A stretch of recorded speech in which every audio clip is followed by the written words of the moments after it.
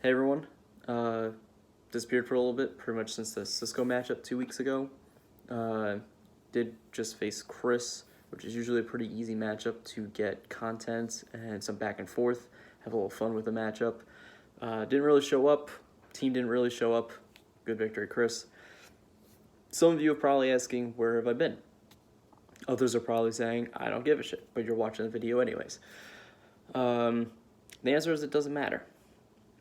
But what I will say is, for anyone who's forgotten or needs a small introduction, name's Eddie, runner of the Hells Bells team, formerly Throwing Pigskins, and I am currently in 9th place in this BFL season.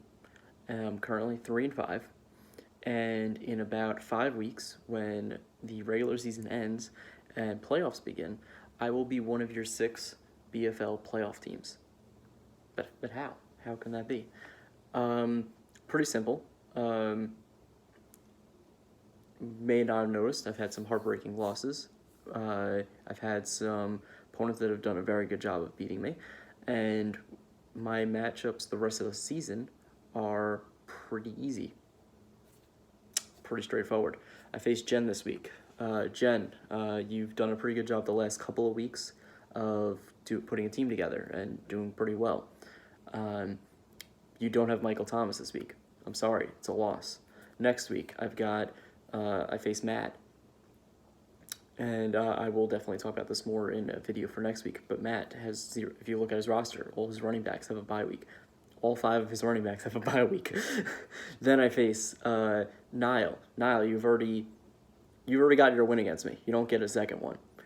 Brian, that'll be a fun matchup.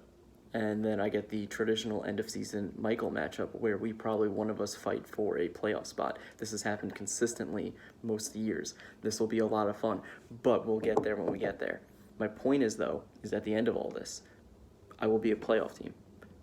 I've been hesitant to say that at the beginning of the season because I didn't know how this team was going to really come together. I wanted to give it a chance to breathe before throwing expectations on it.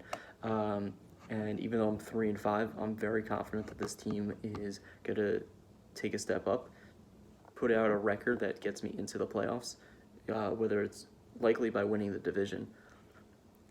And then we'll see where things go from there.